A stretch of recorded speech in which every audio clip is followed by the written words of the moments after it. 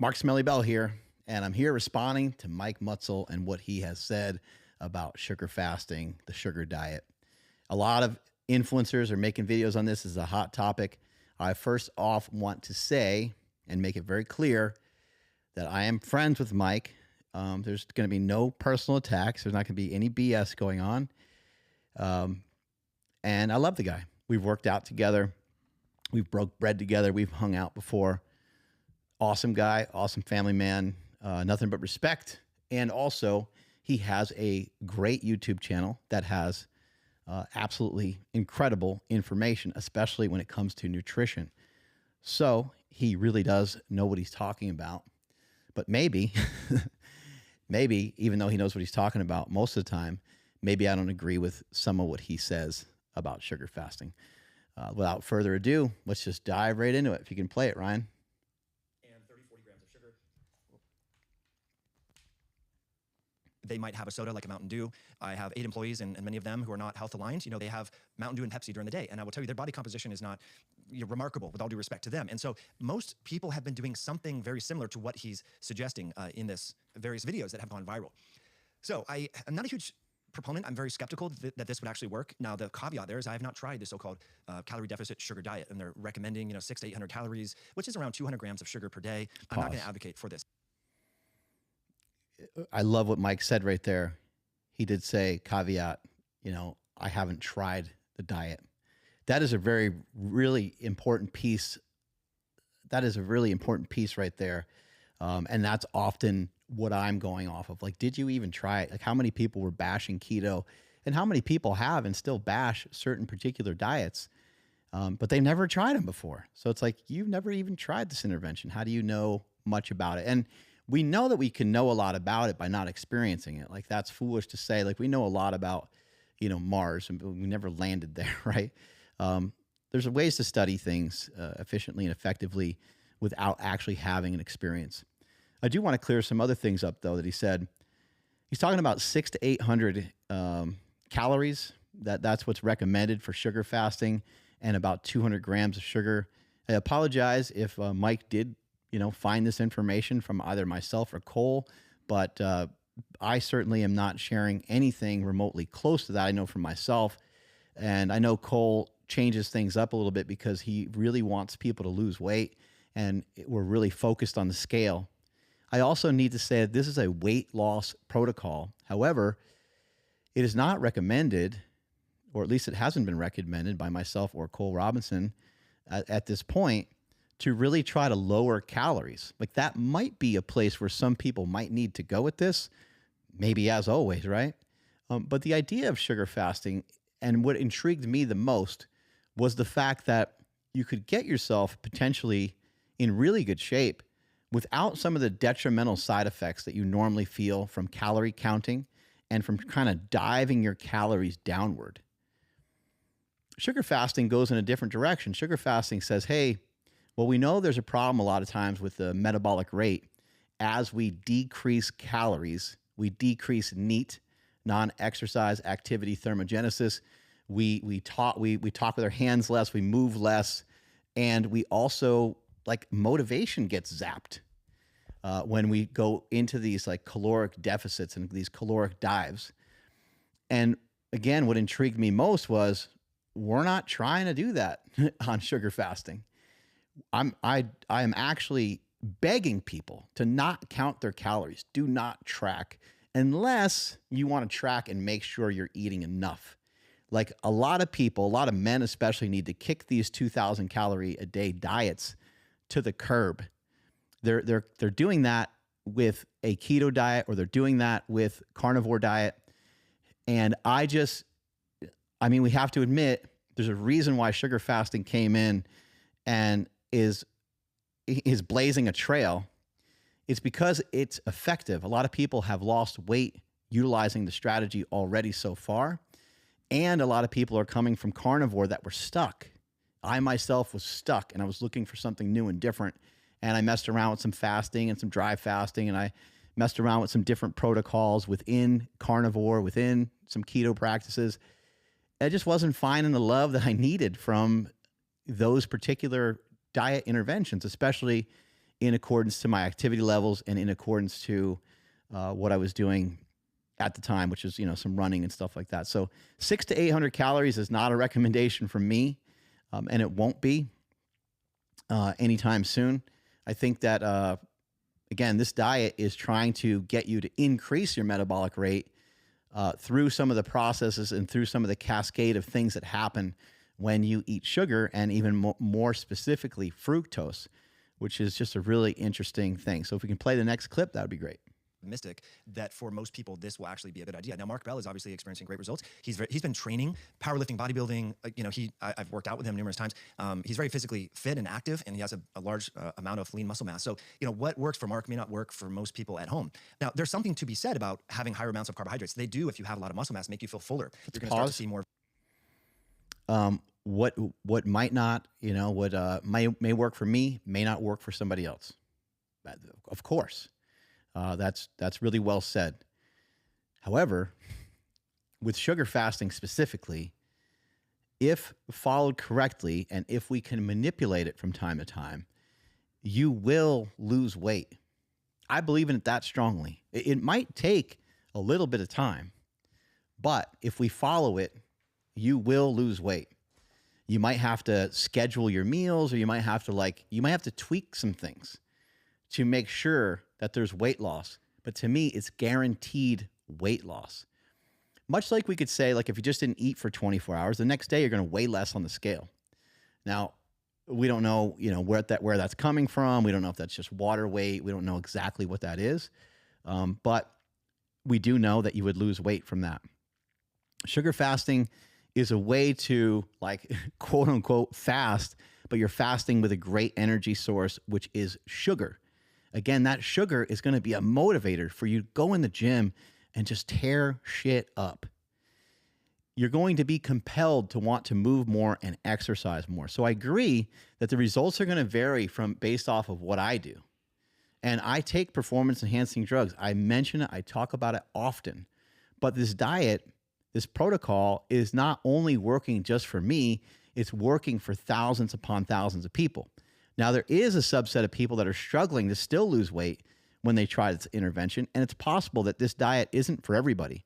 But again, I repeat, if you can follow it, and if you give it a little bit of time, there might be some fine-tuning, but I think that this can be a recalibration of your metabolism. I believe that sugar fasting is going to start to infiltrate bodybuilding, and it's going to be utilized maybe intermittently, maybe strategically, for recomp, maybe specifically for reverse dieting and things of that nature. So we can play the rest of this clip. That would be great, Ryan. Thank you. Sure, let's just think about this. Teleologically speaking, where in nature do you find liquid sugar outside of honey? There's not a lot of that around, right? And honey is only available during certain times of the year, as is maple syrup. This is not something that is widely available. So I don't really think that this is something that is going to be the next best thing in metabolic health. And I know a lot of you are trying to optimize your metabolic health. So I just want to pause and say thank you for being here. A great tool that you can use at home to test your metabolic health and to actually see if a diet like this is helping you burn fat is the Lumen at Home Metabolic Test. That is one of the most accurate and consistently accurate breath tests. All right, it's a really great Interesting sales pitch there. But going back to what he was saying, that there's not a lot of sugar found in nature. I mean, he's got some good points, like, the sugar cane and so forth, like these things are adulterated, like we process them, right? And we just take everything and we, amplify it, and we have a huge abundance of it. And that is a big problem here in the United States. It's just that we have such abundance. We got abundance of like people chugging down, soft drinks that have calories, and fast food that has calories, and fried food and this and that, right? We just have an abundance. We got a plethora. We don't have a lack of food. But to his point about sugar, not being readily available, just, from a historic standpoint, I agree with some of what he's saying there. Like, that's what makes this diet special, again, is because no one's really been able to ever do anything quite like this before. We've seen what happens when people just have food in abundance, right? That's the standard American diet. But what happens when they pull the fat to the floor?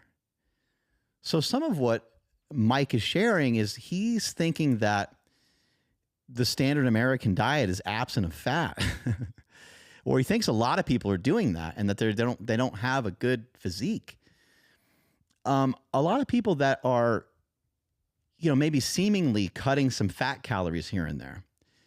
We know from our history that a lot of times those fat calories are made up somewhere else. So the people that act good during the day turn into a caloric vampire by night when the dark comes out, the dark side comes out, and they suck on every calorie they can possibly find. That happened in the 80s when the low-fat diet was popular. And then people were over-consuming those low-fat products.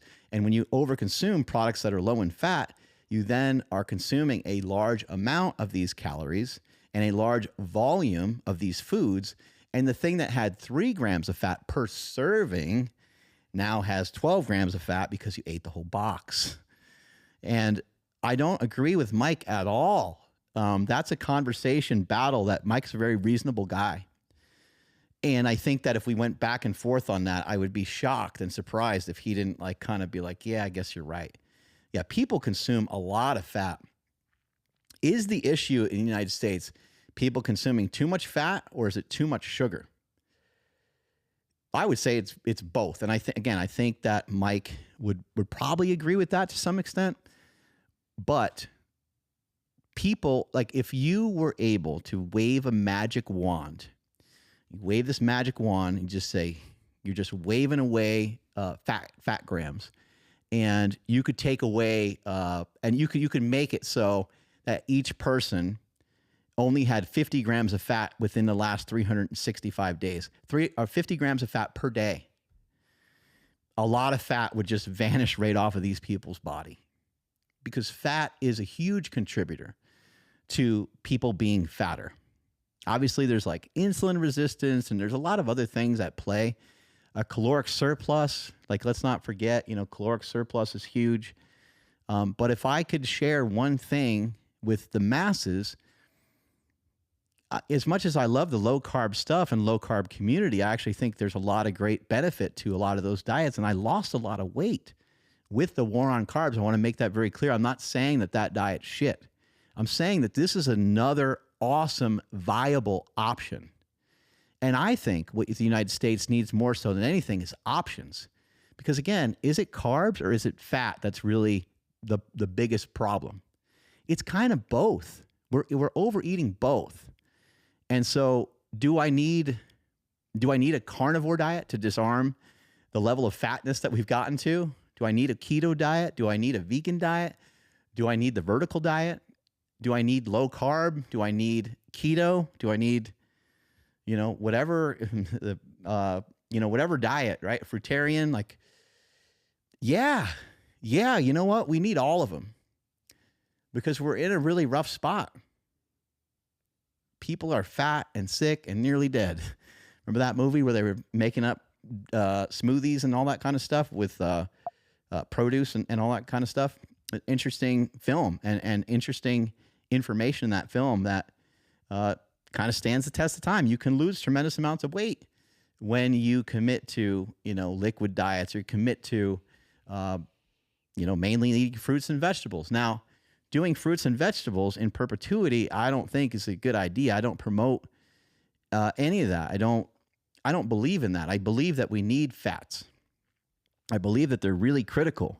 But when you're sugar fasting and you're trying to lose body fat for a period of time, you are going to be absent of fat, and you're going to be burning some of the fat off of your body. Your glycogen stores are also going to be full. So as Mike was pointing out, you will look a little fuller. You will look a little more muscular during your workouts. And without question, your workouts are going to probably improve quite a bit. My co-host, Nsima, he has recently been messing around with sugar fasting. And he was like, man, I don't know. He's like, I felt kind of weird doing that. And of course, it's new. It's a dietary intervention. Remember how everyone felt when they did no carbs for the first time? It was brutal making it through a day on no carbs, especially for me. I'm Italian, ate pasta my whole life and a bunch of other crap that I probably shouldn't have been eating. But that was a tough intervention to handle. That was a tough pill to swallow. And this isn't going to be easy just because you're allowed to eat some. I got some candy in my fanny pack right here. Just because you're allowed to eat some candy doesn't mean that this diet is going to be boom, just snap your fingers and you lost weight. It's still going to have its challenges. So if I'm promoting anything and anybody, is getting the wrong message from me, that losing weight it's always going to be a little bit difficult. But what I'm finding with this, and what I've found with diets in the past, I found a lot of inconsistency. I kind of scratch my head sometimes on why the scale wouldn't move. Even when trying to count calories, even when trying to mess with that, it was a little bit of a mystery sometimes on what the hell was going on with the scale. With this, I'm noticing like pinpoint accuracy. Follow the sugar fast and follow it with good intentions, and don't try to be a hog and just chow down on candy all day, and the weight will actually come off. It makes sure the water ratios are good, like your hydration is good, like you're not way overdoing water, you're not way over consuming fruits that are, might make you weigh more on the scale, and so forth. And like you're actually paying attention to what it is that you're doing. Over time, you're going to see that scale trending downward. And again, it's not just working for me, it's working for thousands of people already. Continue, please.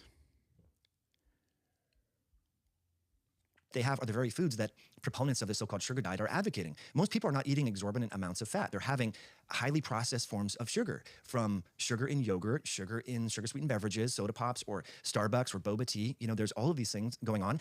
People are afraid of fat for the most part. So when I hear Cole and all these other people saying that fat is the problem, they're really echoing the poor nutrition advice that we've been told for the past 60 years, really. And most people are having too much highly processed forms of carbohydrates and sugar, along with other additives and chemicals and things like that cause increased hyperpalatability and cause people to feel like they need to constantly be eating these different foods. Pause. So again, I massively disagree with that. People are hammering fat. I went on Thomas DeLauer's podcast, and Thomas is someone I hold in high regard, just like I hold Mike in high regard. These are people that do know a lot of great information. And when I was on Thomas's podcast, I asked him point blank, if someone was held to 50 grams of fat a day, could they even really get fat? And he was like, no. And obviously there's always that outlier of someone that could just eat right through it, right? Like we know you can probably out-eat sugar fasting. You could probably out-eat even vegetable fasting. Like there's people that are going to, find ways to defy all the rules that we currently know, because they're just going to eat so much that it's just not going to be any reasonable amount, right?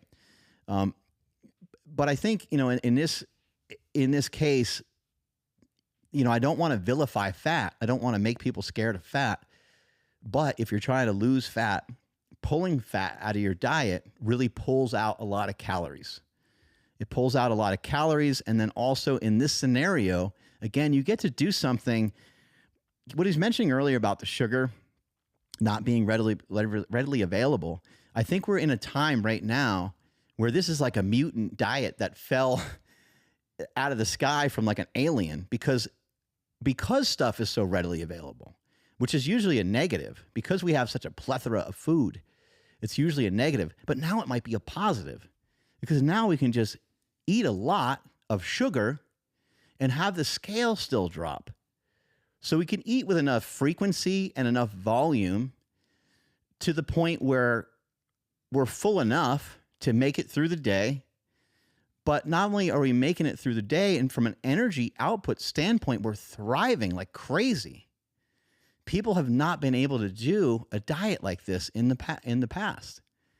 The last 20 years, sure, they could have, but no one really was messing with it. I know there's a few vegan people. I know there's like Durian Rider and stuff, and I'm not saying that no one was doing it, but this version of it that we're doing now, like as it is with sugar fasting, which again, I need to say, sugar fasting is, in my book and Cole's book, which is the only book you should be reading, sugar fasting is the following foods.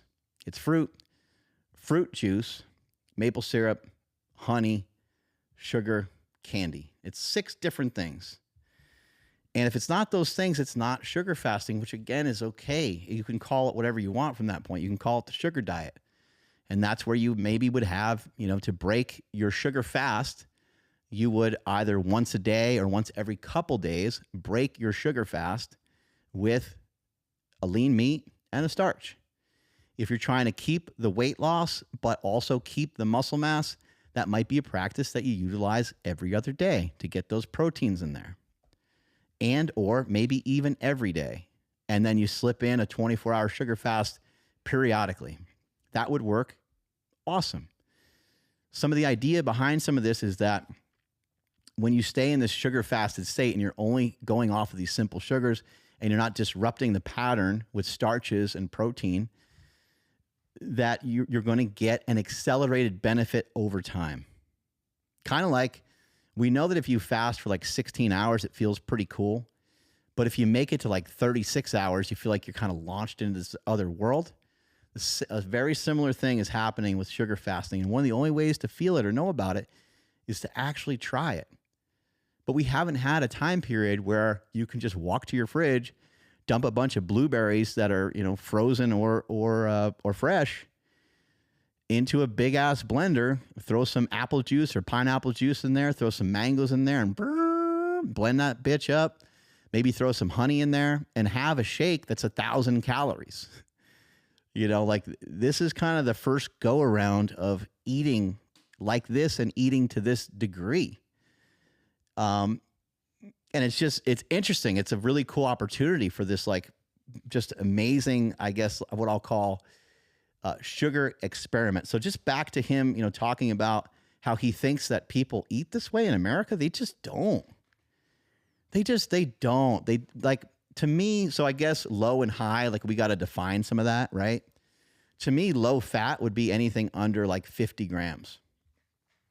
Some people believe that if you're under 40 grams, that you might run into some hormonal issues and stuff like that, which again, gets sidetracked by the bodybuilding community and the fitness community. These are competitors that are in a caloric deficit for a long period of time. They not only are in a deficit for fat, but they're also in a deficit for calories, period, okay? And they're burning tremendous amounts of fat because they are doing cardio on top of lifting. So they're burning a lot of calories and a lot of fat via being in this caloric deficit and via having very low amounts of fat. So they know about fats. Bodybuilders know about fats. It's very rare, maybe 1% of bodybuilders utilize a strategy that's different from all of the other bodybuilders. Maybe it's 2%, maybe it's 3%, maybe it's 5%, I don't know. But 95% at least are all utilizing a similar method to get on that stage. All physique, 95% of physique athletes understand the strategy, and their coaches understand the strategy of low fat. I'm not trying to report that bodybuilding is healthy. I'm saying it works for them getting shredded. And why not take a little page out of their book, but not pay attention to their entire book, because bodybuilders are freaky. They're weird. I'm kidding. Bodybuilders they're incredible at being able to manage their weight. They're incredible at being able to manage their nutrition, but they are submarining their hormones because they have so much activity on top of being low calorie and low fat for a very long time.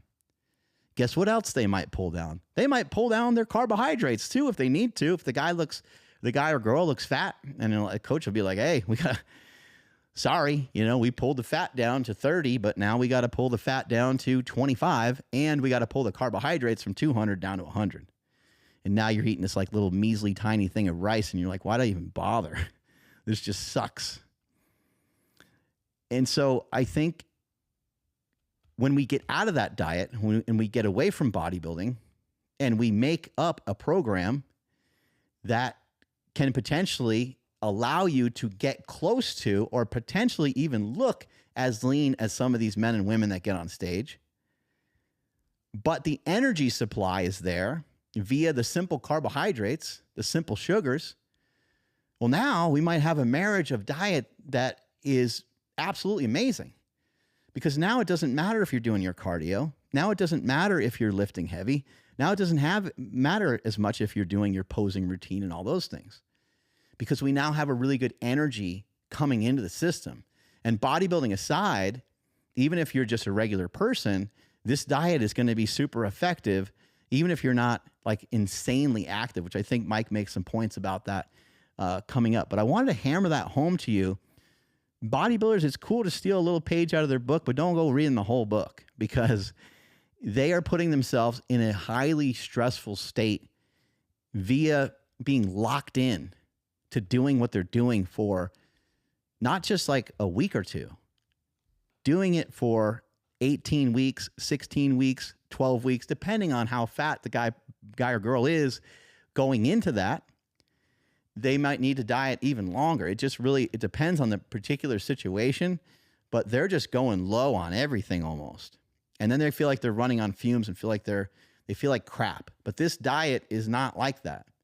You're actually, if you are going to increase activity, you're just going to increase the amount of sugars that you're taking in. All right, next clip. On it. And when you add a little bit of scientific jargon to validate the sensation, like this hepatokine, FGF21, people are like, whoa, cool. I'm going to do this new diet because it's going to spike my growth hormone or this hepatokine. And, this is the mechanistic basis by which this so-called new way of eating is going to propel your fat loss. And I would just say there's many other ways to go about this. That being said, the late Charles Poliquin taught me this advice going back. This was in 2007. I remember exactly where I was living in Colorado, right when I met Charles, and I was trying to put on some weight at the time. I was in my 20s and getting back into Olympic lifting, powerlifting, and this dovetails into the sugar diet. I just wanted you to understand this sort of anecdotal story that he had used on a lot of his clients, making orange juice and grapefruit juice and having whey protein with that first thing in the morning before having any solid calories is a great way to actually help build muscle. And I found that to be pretty effective. And I think the rationale behind that is you just really fill up your glycogen stores. So your muscles feel incredibly full so that when you go to the gym, you actually have a much better workout. And so I can see how... I agree with a bunch of stuff right there. I'm not trying to rest anything on FGF21 and its efficiency at making this diet work correctly. However, it does seem like it's at play. And that's why we are specific with the types of foods that we utilize during a sugar fast. You don't want to disrupt your sugar fast. You would be breaking your sugar fast if you were to eat protein. However, there's some proteins that you could eat during your fast to not break this FGF21 from getting induced, I guess you would say. And that would be collagen, gelatin. These things are absent of isoleucine, and it's believed so far, like there's a lot more that needs to be done in this space for people to really be able to understand all this. So collagen is a potential thing that could be thrown into your smoothies. I've been playing around with it a little bit. Obviously, I haven't noticed any detrimental effects. I'm having like 2 scoops of collagen a day. Anyway, like I'm not banking on FGF21 or any other hormone in the body to really come to the rescue. I also am not under the illusion that like potentially with this diet that your luck may run out. Like you might go to the well once too often, as they say, and the well might not have water in it anymore. It might be dry because you can't just always do the same thing perpetually forever. And maybe that's not the right way to say it. Maybe you can do the same thing perpetually forever, right? But if your goals aren't that high and you got this like balanced diet thingy going, then maybe there's like a lot less concern because what you're doing, you're not asking your body or asking yourself to do anything too crazy. And because of some of that, you're not going to probably run into any pitfalls or run into any fallout. But I'm not delusional. Like I understand, I know how this goes. Keto kind of came and went and then came back, right? And keto, like it won't die. There's a reason why it won't die. It's awesome. Carnivore will have new life again. 20 years from now, carnivore will like explode all over again. And it's still pretty popular. A lot of people learn from these diets too. In Seema messing with this diet, he's like, holy shit, like I learned how much, a little blast of some simple sugars makes my workout nuts. I had a PR. And when a guy like that has a PR who's that big and that strong, it's like, that's holy shit, man. Holy shit. If that's all he learned from the diet, that's revolutionary for him. That's huge. How's that going to improve his jiu-jitsu game now? What about when he starts to understand like exactly what he needs to go and just be dominant on the mat in jiu-jitsu? It's powerful stuff, but I do want to reiterate, I'm not resting my hat on FGF21. Also, where Mike and I agree is that Charles Poliquin is a badass and a great mentor and a great person in our history. And if you don't know who he is, please look him up. Charles passed some years ago. Another point that Mike was making was having those glycogen stores feel full. That's a really wonderful feeling of just like almost like a pump. And, you know, how important is the pump for hypertrophy? Like, I'm not sure. I know that bodybuilding coaches are huge fans of it. Some of them are more fans of it. Someone like Michael Hearns, it's like, yeah, whatever, just train hard and get in your sets and get in your reps and like everything's going to work out when you feed your body. But, you know, even Michael Hearn, I think, is a really interesting example of, you know, what happens when you're persistent with a diet and when you change diets. Mike is someone that could be 280, 285, and then in short order, he can be 240 because he knows how to manipulate his body. He knows how to introduce cardio. He knows how to pull cardio back out. He knows how to put certain lifts back in. And I know there's always controversy over, you know, mycotrend, natty or not. I get it. I understand. But like, I still think that these are valuable people to look at and examine when we're considering trying to figure out what to do with our diet. Just because someone's enhanced and they can lose weight rapidly, well, it doesn't mean that you don't listen to them. You just means that, okay, they're going to be able to lose weight probably more rapidly than somebody else. Anyway, if we can play the next clip, that would be great.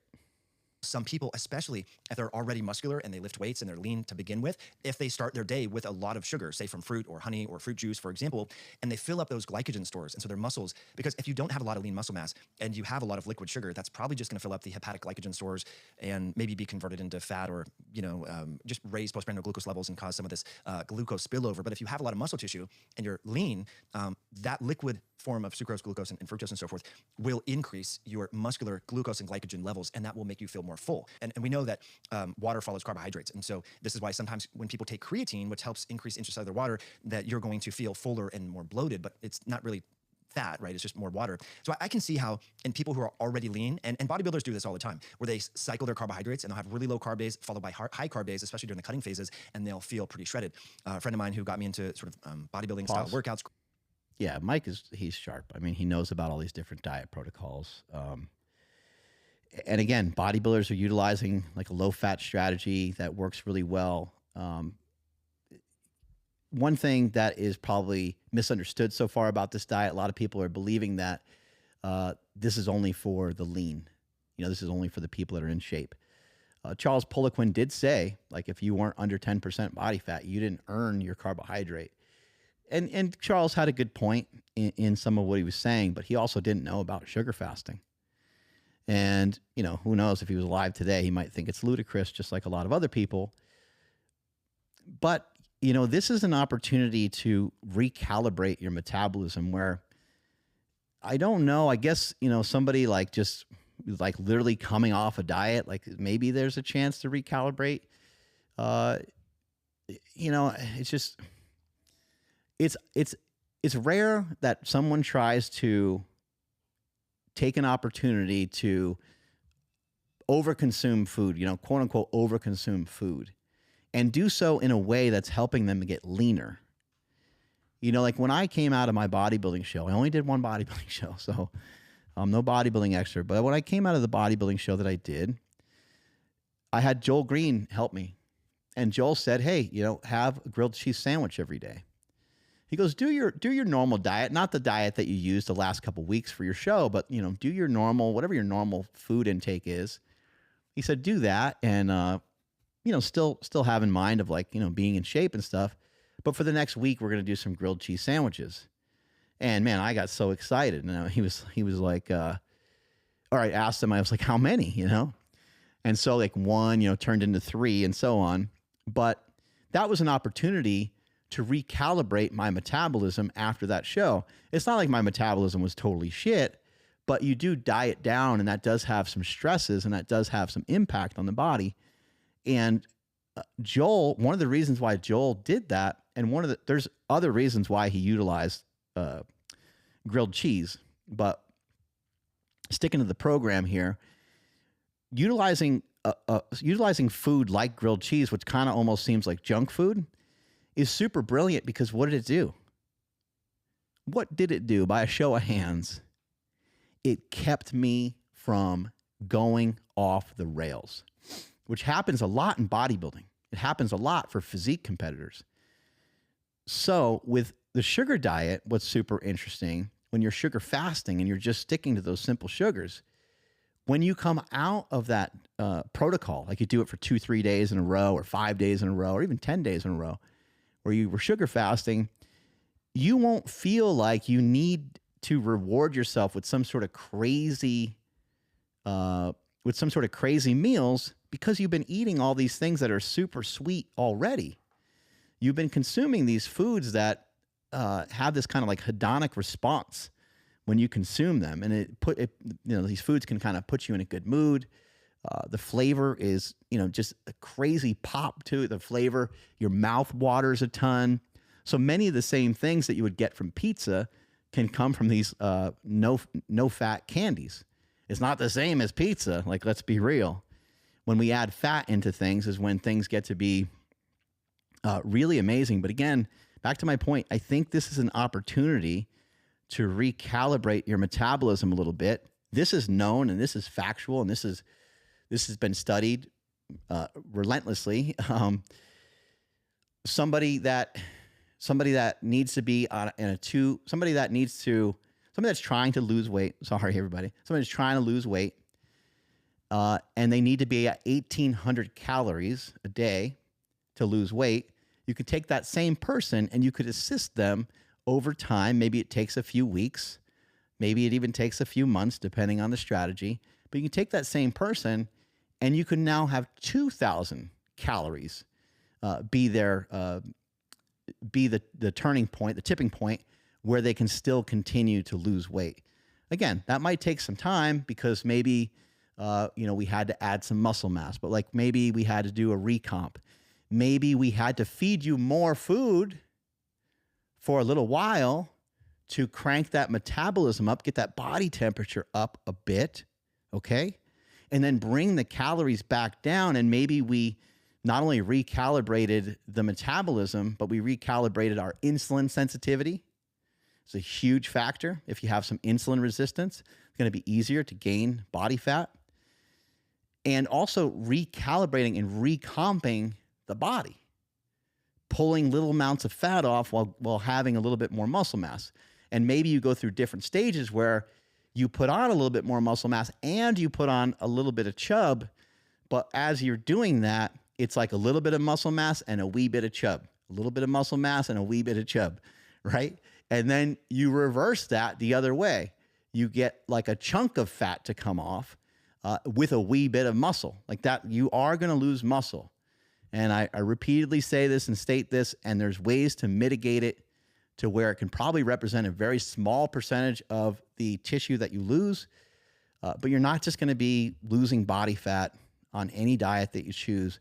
And again, that's why I think sugar fasting is awesome, because it also is challenging a lot of the things that we previously thought. We thought that we needed to be blasting high amounts of protein every single day. And we thought that we needed like astronomical amounts of protein, 2 grams per pound of body weight or 1 gram per pound of body weight, or you're going to, lose muscle mass for sure. Anyway, play another clip. And look at the grocery stores or the gas stations, and you see people coming out with the Slurpees or the big gulps and these monster energy drinks that have 50 to 60 grams of sugar, and they are not the epitome of health. They're not the paragons of health. And so I think you should be a little bit cautious with this. I'll talk to Mark a little bit more about some of the things that he's noticed and experienced, but I think there's a very small minority of the population that could actually really benefit from this and notice shifts in their body composition. And for most people, it's probably not going to lead them in the right direction. So those are my thoughts. I'm open, of course, to learning more about this, but I'm highly skeptical that this is going to be the next best thing. And I would like to know what you think in the comment section below, my friends. It's funny how these trends, they just come and go and they're really popular. And I would just say, even before keto, the HCG diet was purported to be like the best thing in the world. And all these doctors were recommending that people have 500 calories per day. You have one apple and you have rice cakes with like peanut butter on top, and you inject human chorionic gonadotrophin hormone, which is normally the hormone that is increased in pregnant women. And purportedly this hormone would help you preferentially spare muscle and burn fat. And of course, we never hear about that anymore because the diet really was nothing more than placebo. Part of how the diet may have worked is HCG has anti-inflammatory effects and anti-leptin effects. And so that could have been how it would help people with hyperleptinemia and a lot of excessive visceral adiposity. But these trends, we've seen them enough over the years. It was HCG, then it was fasting, then it was keto, then it was carnivore, and now it's back to high carb, right? The pendulum is always swinging. That's the thing you have to think about with nutrition, with metabolic health. You know, my general advice when it comes to financial investing, when it comes to relationships, when it comes to exercise, when it comes to nutrition, is just to be consistent and try something that works for you consistently over time. Is it sustainable to eat 200 grams of liquid glucose every day? Probably not. Is it seasonally available? Does it even make sense from an evolutionarily or from an evolution or teleologic perspective? It sure doesn't. Now, that said, if you want to try it and see if eating large amounts of liquid sugar can impact your metabolic health and cause you to actually burn more fat, then definitely check out Lumen, because this tool will tell you, because you will know based upon your respiratory exchange ratio and the gases that are expelled from your lungs, if indeed you are burning fat for fuel or burning sugar for fuel. So we now have tools to test, and we can, test, not guess. That's it for today, my friends. Thanks as always for tuning in. I think did we miss the part where you said it's BS? There's some part where he said it was BS. Let me see if I can find it. Okay, I can respond to some of what he was saying there. I'm trying to remember what he said. Give me a second here.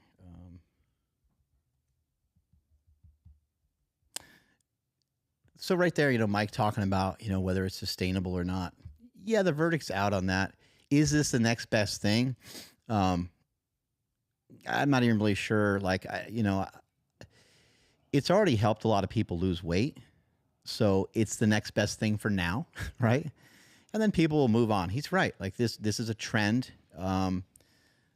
But for myself, whenever anything's been like a trend, or whenever anything's gone like viral or anything, I've never viewed that as being like a negative. I think this is a positive. What does this get people to do? It gets people to get engaged in conversation. It gets people to get engaged about conversation, about their metabolic health. And it does raise a lot of questions. And like I said about Enzima, at least he learned one thing from it so far. And I'm sure he'll tweak it and mess with it a little bit more, because I know that he wants to lose a little bit of weight. So yeah, I'm in agreement with so much of what Mike said, and in general, so much of what's shared on Mike's channel, I agree with a lot of that too. But there's a lot of stuff right there that I disagreed with, where I think he, in his head, it sounds like he kind of thinks like this is not like a worthwhile thing to implement. So yeah, that's some of my stance on that. Carbohydrates, you're going to feel really, really full. But for most people, I mean, remember, the NHANES data that we talk about a lot. This was an analysis finding that poor metabolic health is ubiquitous in about 93% of US adults. So most people are not in the metabolic shape to benefit or experience significant shifts from a body composition standpoint if they're having high amounts of these highly digestible sugars. So I'm going to call BS on this. And again, I think it's pretty sensational, because Cole Robinson is an entertainer, right? He's almost like a stand-up comedian, and he's really fun to watch, and he just says what everyone is thinking, but most people sort of have a little bit of reservation saying what he's actually saying. And so he's entertaining, and I think a lot of people are intrigued by his messaging, and I think that's great. This is not a critique on him. And so when he promotes these sort of egregious ways of going about life and eating, it's captivating, and people want to try it. And I would just say, look, you can do whatever you want, and if it works for you, that's awesome. But I like to promote long-term strategies that work over the long haul. Health is a marathon, it's not a sprint. Yeah, I think Mike messed up there by saying that he thinks, sugar diet is BS. I think that some people are already halfway to their goals of weight loss. For myself, when I'm done with this diet, I'll have lost 20 to 25 pounds. And it's been difficult. I've been stuck. And part of the reason I've been stuck is like I haven't wanted to commit to like full on weight loss. And what I mean by that is I wasn't like, I'm going to do extra cardio. I'm going to pull calories. I'm going to count and track calories. And that's not something I want to do, because I know the end result of that. Like you end up in that situation where and then what? I was trying and I was looking for something that would put a punctuation point on everything that I'm doing. And I feel like this is it. Whether it's it or not, I can admit that I don't know that for sure. But to claim that it's bullshit is a huge stretch because too many people are experiencing too many positive results from this. Will there be fallout? Do people need to be conscious of B vitamins when they are vegan or fruitarian for a handful of days at a time? The verdict is out. We don't really know. Could you supplement a methylated B vitamin, for this diet and have better results? Yeah, you probably can. And we're going to learn more. That's where we're at. We're still learning and refining some of this. Remember, with carnivore and with keto, there was a lot of learning that happened. Testing your ketones, peeing on ketone strips. We used to think that peeing on ketone strips was really important. You're like, I peed purple, yay. And you ran around the block and celebrated and showed your neighbor. And then, the keto, the prick in the finger and getting 3.0 millimolars. And none of that mattered. What matters is the scale. And I know that we can look at body fat percentages and DEXA scans, but unfortunately, all that shit's way too slow. These scales and stuff, they don't do shit. They don't work. They're inaccurate. They're an abomination. And that's why I hate a lot of the tracking your sleep and all this stuff. I just think it sucks because it doesn't allow us to. It causes a disconnect in allowing us to feel like it's important to feel. And you want to be able to feel the things that you're doing, and you want to be able to sense them on your own without the assistance of having these very particular, written down answers and stuff like that. I get it. I understand. I don't want to constantly bash, people that are tracking their calories and stuff like that, but I'm just not a fan of it. And if you've been doing it, I want you to take a vacation from it. I really do. I want you to take a vacation from it and have that vacation be sugar fasting. So, Mike Mutzel, I know that you'll see this. I love you, brother. We're friends, but I can tell you, and I'll tell you face to face when I get the opportunity to see you again, which I would be excited to see you. I'd be excited to come on your show and to discuss this a lot further. Come up there to Seattle and maybe party with you and Dr. Sean Baker, and maybe we can sprinkle some sugar on some steaks. Love you, brother. Thank you so much for this video and drawing attention to sugar fasting and bringing more education to the community. But I'll tell you flat out, Mike Mutzel, sugar fasting is not BS. Strength is never weakness. Weakness is never strength. Catch you guys later.